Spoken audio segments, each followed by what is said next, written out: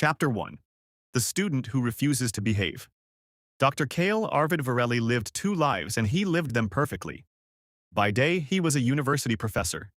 Calm, elegant, terrifying in a way that made rich students sit up straight and take notes like their lives depended on it. His lectures were sharp, his sarcasm sharper, and his patience non-existent. By night, he was the Viper. A name whispered in the underworld with equal parts fear and reverence. The second most powerful mafia boss in the city, ruthless, strategic, untouchable. The professor job wasn't a hobby, it was a shield. A disguise so flawless that no one would ever suspect the man explaining economic theory in a crisp black shirt was the same one orchestrating weapons deals and dismantling rival syndicates before midnight. It worked. For years. It worked. Until 6 months ago. The classroom door opened that morning with a quiet click. Kale didn't look up immediately. He continued writing on the board, voice smooth and controlled. Late students are not tolerated. Leave. Silence. Then, a chair scraped.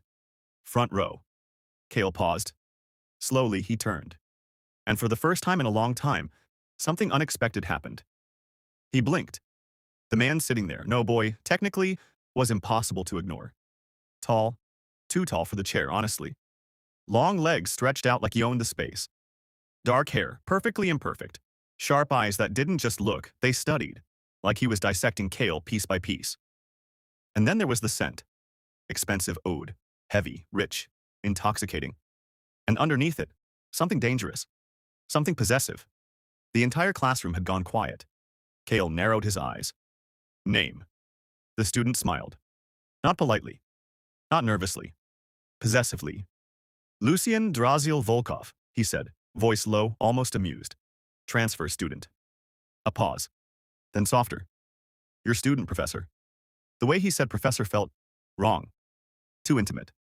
Kale immediately disliked him. It started small. Lucien always sat in the front row. Always.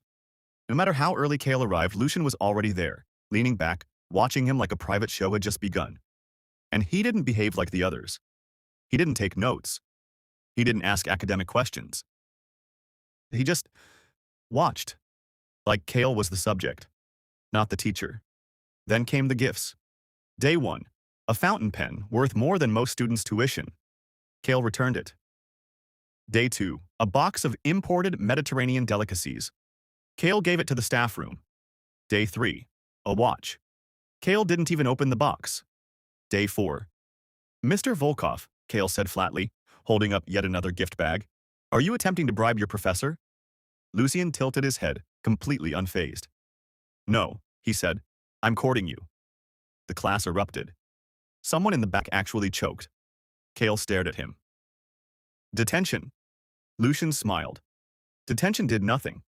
Suspension did nothing. Public humiliation did absolutely nothing. If anything, it made Lucien worse. More blatant. More shameless. Professor, Lucien said one afternoon, resting his chin on his hand, you didn't wear the tie I sent you. I burned it. Ah, a pause. Next time I'll send something fireproof. Snickers echoed through the class. Kale pinched the bridge of his nose. It didn't help that the campus had collectively lost its mind. Group chats were filled with theories. Fan pages appeared. Someone had the audacity to create a poll titled, Will Professor Varelli accept the billionaire's love? Kale confiscated 3 phones in one day. It did not stop anything. Even the faculty had started noticing. Kale, one of his colleagues whispered in the staff room, that student of yours, the Volkov boy. Yes, Kale said coldly. He bought the entire West Wing building yesterday. What? For educational improvement. Kale went very still. Of course he did. Of course this one had to be rich. But what annoyed Kale the most wasn't the gifts, or the attention, or even the ridiculous rumors. It was the way Lucien looked at him. Like he already belonged to him. Meanwhile, in the underworld, the Tiger Claw Syndicate is expanding again, one of Kale's men reported over the secure line. Kale leaned back in his chair, expression unreadable. Let them, he said calmly. They won't touch what's mine. The name Volkov meant something down there. Power. Control. The Mafia King. The one person Kale had never met. And the one person he didn't trust. Back in the classroom, chalk tapped sharply against the board. Focus, Kale snapped. 30 students straightened instantly, except one. Lucien. Still watching. Always watching. The breaking point came on a perfectly ordinary Tuesday. Kale was mid-lecture when he felt it. A presence too close. He turned. Lucien was standing beside him. Too close. Far too close. What are you doing? Kale asked, voice low and dangerous. Lucien didn't answer. Instead, he reached for Kale's hand. The entire class froze. Kale narrowed his eyes. Mr. Volkov. Lucien lifted his hand and kissed his knuckles. Soft, deliberate, possessive. Gasps exploded across the room. Phones were definitely recording. Lucien looked up at him, eyes dark with something intense. Certain. You'll get used to me, Professor, he said quietly. I'm very persistent. Kale stared at him. The room spun with whispers and chaos.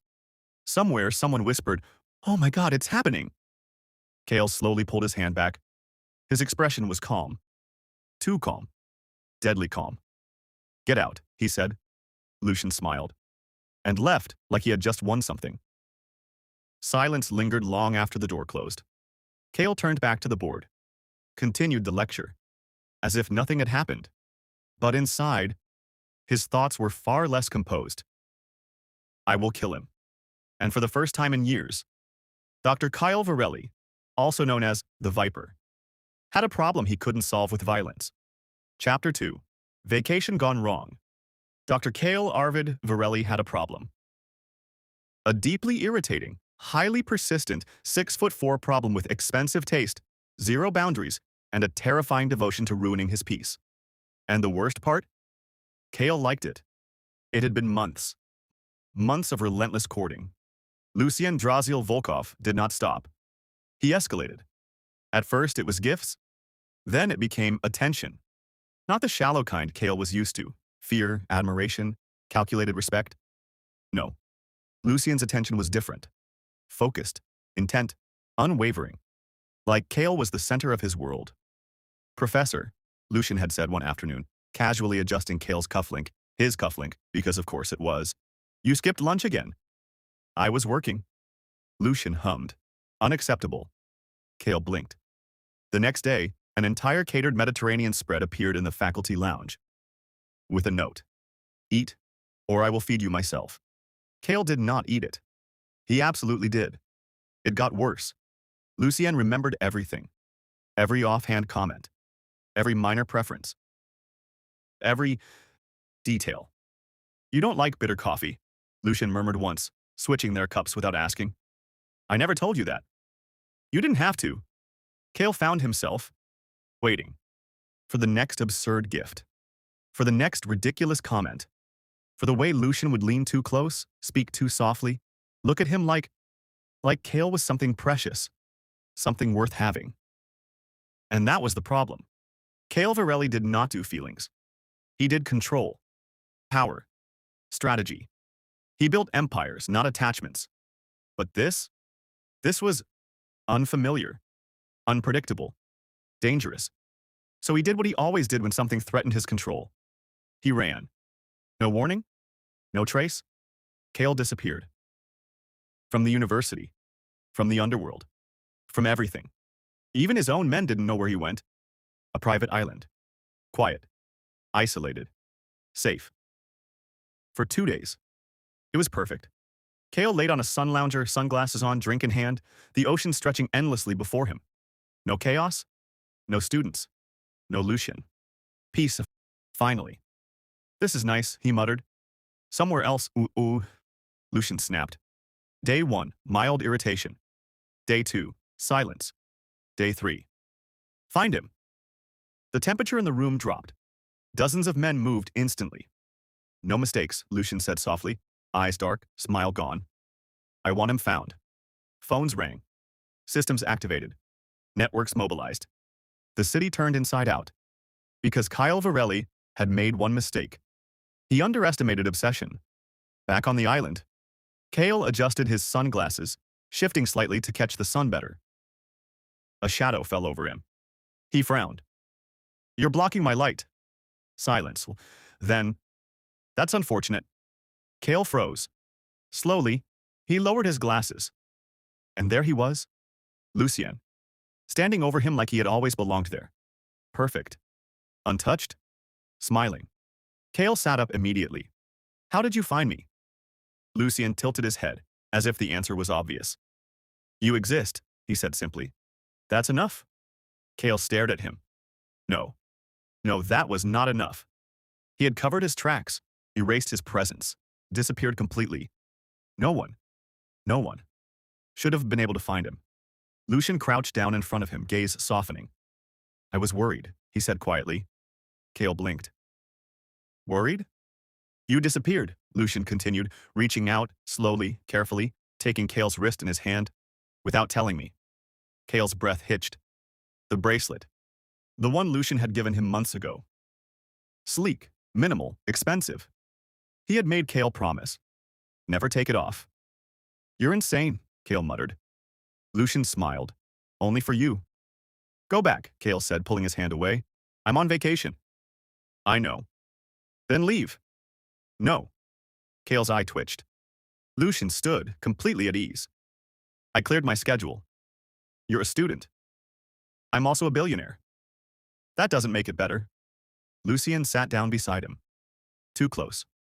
Always too close. I missed you, he said simply. Kale looked away. That sounds like a personal problem. It is, Lucien agreed. And you're the solution. Days passed. Lucius Laetitia did not leave. He followed Kale everywhere. Beach, pool, balcony, like a very expensive, very dangerous shadow. You're ruining my vacation. Lucien handed him a drink. You're welcome. I didn't ask for this. You didn't have to. Kale tried ignoring him. Failed. He tried threatening him. Didn't work. He even considered, briefly, murder. But every time he looked at Lucien, at the way he watched him, hovered near him, adjusted things without asking, protected without being told, something in Kale softened, just a little. On the fourth day, Kale sighed. This is pointless. Lucien glanced at him. What is? This? Kale gestured vaguely. You? Lucien smiled. Kale stood. Pack your things. Lucien's eyes lit up. You're coming back? I have work, Kale said flatly. And apparently I can't get rid of you. Lucien stood immediately. You don't need to. I'm aware, Kale muttered darkly. As they prepared to leave, Kale paused, looked at Lucien, really looked at him. At the obsession, the persistence, the unwavering presence. He could kill him. Easily, cleanly, efficiently. But he didn't. Because somewhere, somehow, Kale Varelli had made a very dangerous realization. We don't kill people, we... like. Lucien stepped closer. Professor, he murmured, voice soft, pleased. You're coming back with me. Kale rolled his eyes. I'm not coming back for you. Lucien smiled. Of course not. But the way he looked at Kale, like he had already won, said otherwise. Chapter 3. The Proposal Dinner Disaster. Dr. Kale Arvid Virelli did not make impulsive decisions. Every move he made was calculated, measured, controlled. So when he said yes, it wasn't a mistake, it was a problem. It happened quietly. Too quietly for something this catastrophic. Lucien was waiting outside the lecture hall, as always, leaning against the wall like he owned the building, watching Kale like he had been waiting his entire life for this exact moment. Professor, he greeted softly. Kale stopped in front of him. There was a pause. A long one. Lucien didn't rush him. Didn't push. Just waited. Kale exhaled. Slowly. I'm getting tired, he said flatly. Lucien's brows furrowed slightly. Of me? No, Kale said. Of fighting you. Silence. Lucien stilled. Kale looked at him directly. Sharp, calm, certain. I accept your courting. For a moment, Lucien didn't move. Didn't breathe. Didn't blink. Then, you do? He asked quietly. Kale rolled his eyes. Don't make me repeat myself. That was the exact moment the world should have ended. Because Lucien smiled. And it wasn't the usual playful, teasing smile. It was Possessive. Victorious. Dangerous. Good, Lucian said softly. I was getting impatient. Kale frowned. That doesn't sound reassuring. It wasn't meant to be. Word spread. Fast. Too fast. Underworld reaction. The boss accepted someone? Kale's right-hand man nearly dropped his phone. Who? Another demanded. A student. Silence. We're doomed. Lucian sighed. Lucian's head of security blinked slowly. Sir, you're courting a professor? Lucian glanced at him. I was, he corrected. Now he's mine. Should we prepare engagement protocols? Lucian smiled. Yes. Back to Kale. Kale felt it. The shift. The moment he said yes. Lucian changed. Not outwardly. No. That would have been too easy. He became worse. More attentive. More present. More possessive. Who were you talking to? A colleague. Lucia agitation hummed. You smiled. I do that sometimes. Not like that. Kale stared at him. You're insane. Lucian's lips curved. You said yes. I did. Then behave accordingly. Kale regretted everything. It escalated that same day. Of course it did. Kale was leaving campus when 4 black SUVs pulled up, blocking his path. He stopped, looked at them, then at his bicycle, then back at the SUVs. You've got to be kidding me. The doors opened. Men stepped out. Professional, silent, deadly.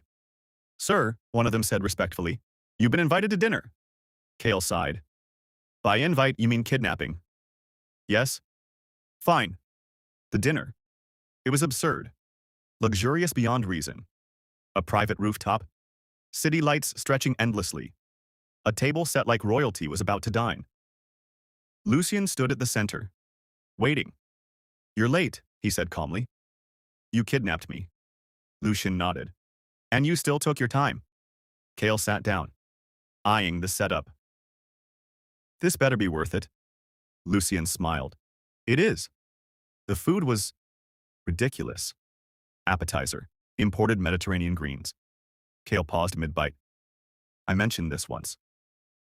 I remember everything, Lucian said simply. Main course arrived. A perfectly crafted souffle. Kale took a bite. Paused. Something hard. He slowly pulled it out. A diamond ring. Large. Obnoxious. Very expensive. Of course, Kale muttered. Lucien leaned forward. Eyes dark, intense. You're mine, he said softly. I don't care if you're 8 years older. I'll burn this city down to keep you. Kale took a sip of wine.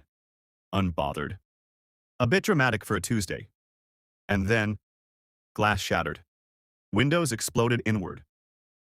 Armed men flooded the room. They were from Tiger Claw Syndicate. Kale leaned back. Finally. Ah, he sighed. Something interesting. Lucian's expression darkened. Cold? Deadly? How dare they, he murmured. Kale raised a brow. They? Lucian stood. Slowly. Interrupt my proposal. Kale reached for his waistband. Ready? Finally. But before he could move, Lucian spoke. Clean this up. And the world shifted. They dropped from the ceiling. 30. Silent. Lethal. The kind of men even Kale respected in the underworld. The fight wasn't a fight. It was a massacre. Efficient. Brutal. Clean. Kale stilled. Eyes narrowing. Recognition settling in. The leader of the Tiger Claw lunged. Lucian moved. Fast. Precise. A single motion. Snap. The body dropped. Silence. Lucian turned. Picked up a silk handkerchief. Wiped a drop of blood from his cheek. Then looked at Kale. Soft again. Gentle. Like nothing had happened. I'm sorry you had to see that, he said quietly. Kale stared at him. Then at the men. Then back at him. Who exactly are you? Lucian smiled. Bright. Beautiful. Terrifying. I am the king of the underworld, my love, he said. A pause. Then softer. But don't worry. As my wife, you'll be the safest man on earth. Silence. Kale leaned back in his chair. Processing. You're the Mafia king? He said slowly. Lucian tilted his head. Yes. The lunatic who thinks he can take my gang. Lucien stepped closer, crouched slightly, eyes locked on his. Darling, he murmured, voice low, intimate, obsessive. I don't want your gang. A pause. His hand gently closed over Kale's. I want you. Kale's heart, traitorously, skipped. I fell for you long before you ever noticed me, Lucien continued softly. You're the only one who doesn't fear me. The only one who doesn't bow. His thumb brushed against Kale's skin. Gentle, possessive. I'm obsessed with you. Kale exhaled. Long, slow. I'm the danger, he muttered. You lunatic. Lucien smiled. Even better. He gestured toward the table. Now, he said lightly, as if they weren't surrounded by bodies, about the souffle. Kale closed his eyes. Don't. Lucien leaned closer, whispering. Did you find the 10-carat ring, or did you swallow it? Kale opened his eyes, stared at him. I'm going to kill you. Lucien's smile softened. Warm? Certain. No, he said gently. You won't. Chapter 4. Marriage, Madness, and M-Preg Chaos. Kale Arvid Varelli had made many questionable decisions in his life. Accepting Lucien's courting? Top 3. Marrying him? Top 1. Truth revealed. You joined the university. For me? Kale stood in the middle of Lucien's absurdly luxurious penthouse, arms crossed, eyes sharp. Lucien didn't even look guilty. Yes? Kale blinked. That's it?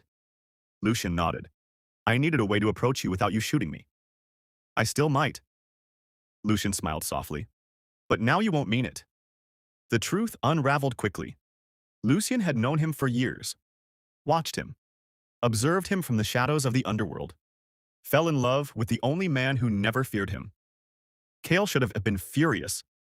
He was furious. You manipulated an entire university system to flirt with me. Yes. You tracked me.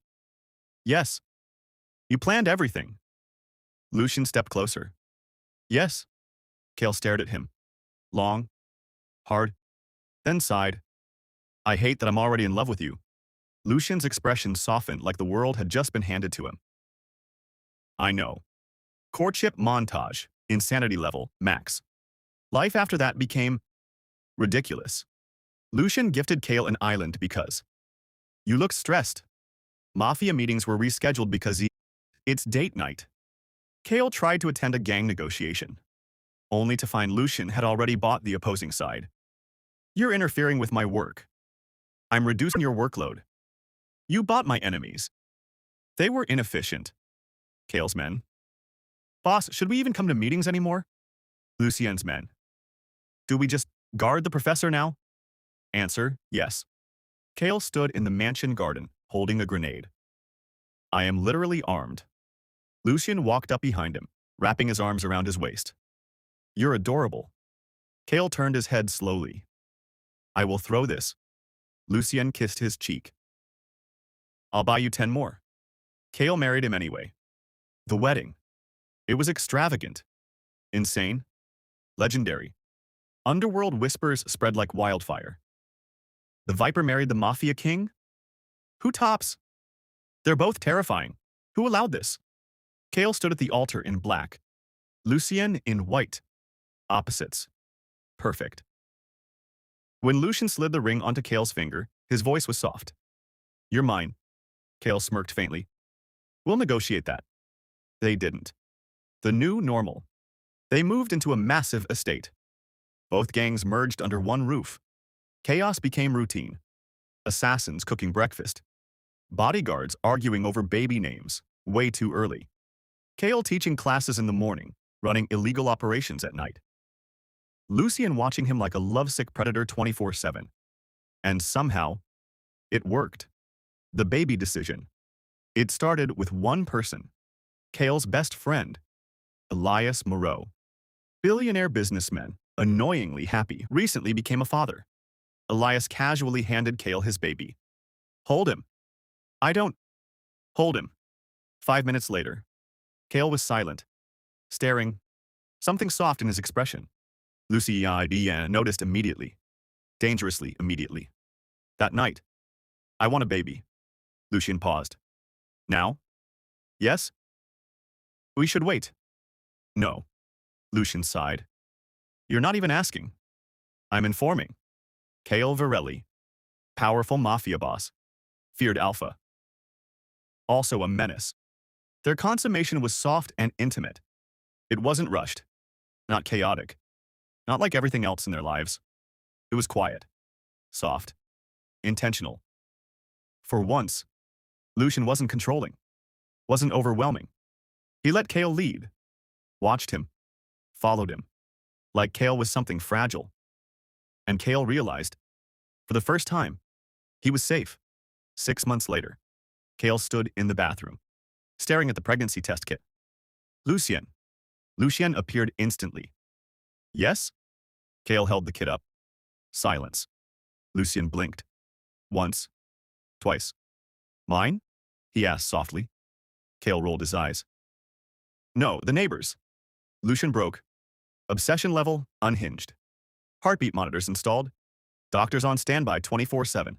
Mafia meetings canceled. I ran a criminal empire. Kale glared. Lucien kissed his hand gently. Now you run my heart? Kale hated how much that worked. Pregnancy chaos? Kale yelling at assassins for overprotecting him. Lucien banning stairs. Entire mansion baby-proofed months early. Elias visiting. I told you baby fever was dangerous. Kale. I will kill you. Lucien. No, you won't. The birth of the baby. It was chaos. Controlled chaos. Lucien didn't leave his side for a second. Held his hand. Whispered to him. Grounded him. And when the baby cried, everything stopped. A boy. Kale stared at him. Soft. Quiet. Overwhelmed. Lucien leaned down, voice breaking slightly. He's perfect. He will be called Aurelian Varelli Volkov. Weeks later, Kale leaned against the balcony railing, holding Aurelian. Lucien stood beside him. Peaceful. For once. And suddenly. I blew up your warehouse 3 years ago, Kale said casually. Silence. Lucien hummed. I know. Kale blinked. What? Lucien smiled. Soft, devoted, obsessed. I fell in love harder, darling. Kale stared at him, then laughed. Actually laughed. Kale shook his head. You're insane. Lucien stepped closer, gently cupping his face, kissing him softly. Only for you. And for once, Kale didn't argue.